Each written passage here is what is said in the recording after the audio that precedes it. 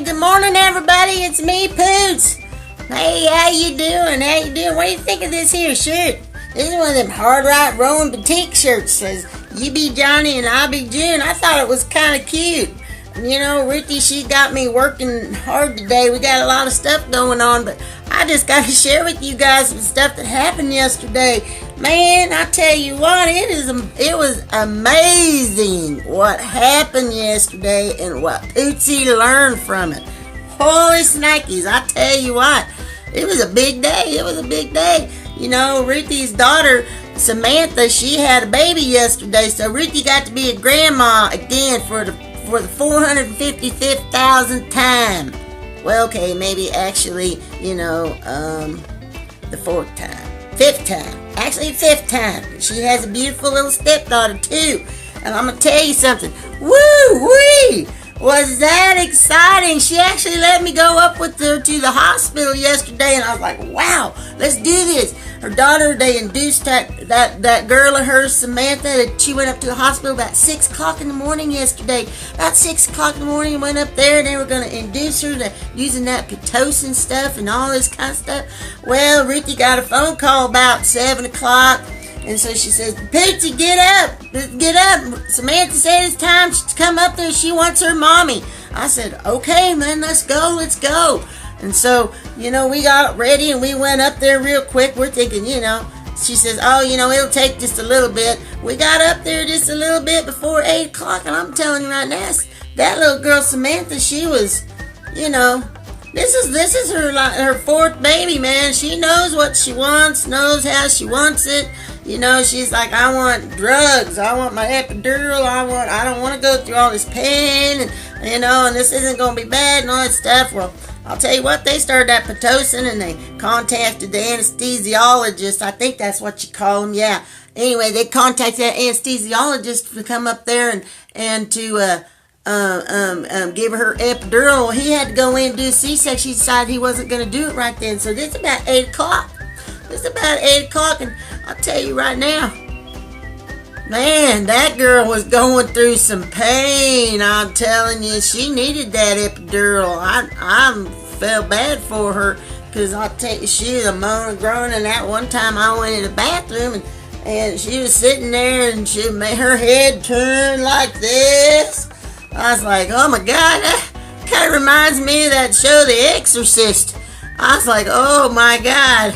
This girl needs her epidural quick. And she kept asking for it, and that doctor never did show up. And I mean, this is 8 o'clock. It's getting to be about 9 o'clock. And the nurse came in and said be about another 30 minutes. And she kept having them bad old contractions and all that kind of stuff. And she's sitting on that ball, and she was, oh gosh, I was feeling sorry for her. I was feeling sorry for her. And that Ruthie, she's rubbing her back, and her honey Tyson, he was rubbing her back. And I'll tell you what, he's kind of like a deer in the headlights there for a while, because I think she told him, she says, listen here, I don't need a smart ass today. I need a loving, caring guy, so you better be that, and don't be a smarty pants. So he did a real good job. And I'm going to tell you right now, she is on that ball, and she's looking at her mommy, and she says, Mommy, I feel like pushing. That baby's right there. I know it. And I'm like, I'm thinking, holy smokes, this hasn't been that long. And I'll tell you what, that nurse told her, says, hey, you get up on that bed, let's check you. And Sam, she was saying, I want my epidural. And that nurse, she checked her, and she says, oh, honey, you ain't getting no epidural. That baby's head's right there. Don't push it. And I'll tell you, everybody started running around. It was crazy. It was wild, crazy. Everybody's running around. And the doctor comes in, and he's slipping on everything, and he's going nuts. And the nurses are moving stuff around, and Pootzy's all out of the way going, oh my God, I can't believe I'm being a part of this. This is so exciting. This is fun. This is awesome. I'm like, and then Sam wasn't thinking it was fun. She's like, I'm going to die. Oh my God, I knew I wasn't going to get my epidural. I just want the baby to be healthy. She was like freaking out.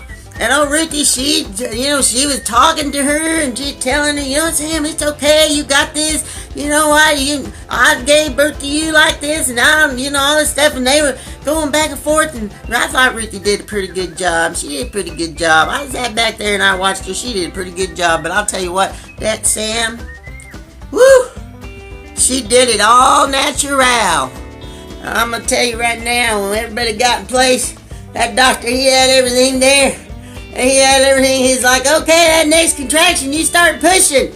You know, and I'll tell you what, she pushed, I think, maybe 6 contractions. And it was only 9:45. I'm telling you right now, that baby come fast. And she started pushing, and I'm telling you right now, I had to shoot number 5 on a bull named Wilbur. Here come Lorelei. I mean, she come flying out of there. I couldn't believe it. Sam pushed that baby out. I was so in shock. It was the most amazing thing Pootzy's been a part of in a long, long time. I'm so excited.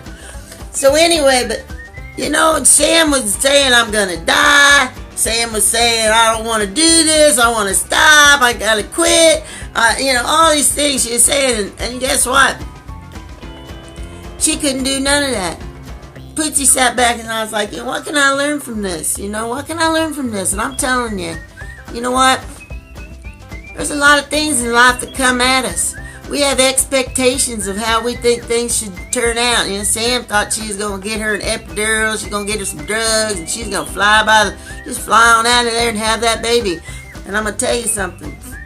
It didn't happen like that. She didn't get no drugs. She thought she was going to die. She was scared. She was afraid. She wanted to stop. She wanted it to be over. All that stuff. And you know what? There was no turning back. There was no turning back. And you know what? That's how life is sometimes. There's things in life that come at us, and you know what? There's just flat out no turning back. But the beauty of it is, I talked to old Sam last night, and I tell you, it wasn't long after she had that baby. I'm telling you, she felt good. She didn't. She hadn't had near the problems she's had. That baby is healthy. That baby's got the prettiest little round head, doesn't have no cone. You know, no cone from being in that birth canal for so long and pushing and all them poor baby. I never realized how bad that was. But holy moly, I tell you what, that baby is perfect. And she is beautiful. But Sam didn't have a choice. You know what? Sometimes in life, that's how it is. You just got to keep on going. You got to push past that fear. Because on the other side of that, Sam got her a beautiful, healthy little baby girl. Little Miss Lorelei. Lorelei Rose, and she's a dandy. I'm telling you right now. I got to hold that little baby. She's so sweet. And I just want to snuggle her up. But anyway, Miss Pootzy, she don't get a whole lot of chances like that. But that's a heck of a life lesson right there. You know, we make choices every day that we can change or we can't change. But you know what? That was one she couldn't change. But you know what? On the other side of that fear, on the other side of that wanting to give up, on the other side of all that, there's something beautiful. You got to push past that stuff. You got to make the decision to keep going, even when you're scared or it's painful. Oh my God, it was painful for her. She was like, ooh, this is hurting real bad. And I was like, I know, tell you what, it looked like it hurt. Man, that poor chute, that looked like a battle zone, I'm telling you right now. But anyway, it's beautiful today. It's beautiful today. She got her a pretty baby. But anyway, so guys, remember, that in life, there's always things that you're going to be afraid of. There's things you got to take a risk. There's things sometimes you just got to buckle down and grab your butt cheeks and keep going, man. You just got to keep on going. You can't quit. Because if you quit, you never find that freedom on the other side of that stuff. You know what? And then there's some things in life, just like her going through labor, that, you know what? I'm telling you right now, there was no turning back. She couldn't quit. Oh, Ruthie was telling her, you know, Sam, we're having a baby, girl. Whether you have an epidural or not, you having a baby, that baby's coming out. And you need to just, you know, basically quit your whining and do what you got to do to get her here. And you know what? When she finally did, she got that baby out, and I was so proud of her. Woo! She did it. It was amazing. I'm telling you right now, that was a sight to see. That, you know, that whole, she didn't think she could do it. There's so many things in our life that we don't think we can do. Our potential is so limited because of our fear and all that kind of stuff. But you know what? We got great potential. We got to push past that fear. We got to take risks in life. We got to do what we got to do to move forward. Don't stick your damn head in the sand. Go get her done. Man, Sam got her done. She posted on Facebook. She's like, I didn't have no messing, no nothing. She goes, I know I can do it. You know what? She really didn't think she could, but she did. You know what? Pootzy's going to experience that kind of stuff, and I hope y'all do too. I hope y'all make a decision today and every day to push past what you think your potential is and move on into something bigger and better. Wow! I'll tell you what. It's amazing what a person can do. I look at everything like a life lesson. I do. I look at all of it. And I say, you know what, God, I need you to show me what I need to learn in this. And man, he taught me a heck of a lesson. Pootzy's gonna go out again today, and she's gonna get her some done today. She's gonna work past her fears and all that stuff, and she's gonna work into some potential, into more potential than I ever thought I ever had. You know, I'm getting kind of used to wearing a little bit of these clothes, because I'll tell you what, I'm sitting here in Ruthie's living room because it's cold as hell out there in that damn garage. I'm not going to sit out there. And that has nothing to do with my potential. I'll tell you right now, but you know what? Ruthie's getting me a little used to these t-shirts and stuff, and I'm okay with it. I'm okay with it. But when it starts to get warmer outside, I'm going to be wearing my dresses because I got to get me some air up in there. But right now, it's cold. I don't want no air up in there. I want something covering everything. It's cold. Anyway, guys, I love you. Go out and live your potential. And you remember, your potential is a hell of a lot more than what you think it is. It is. It's a hell of a lot more than what you think it is.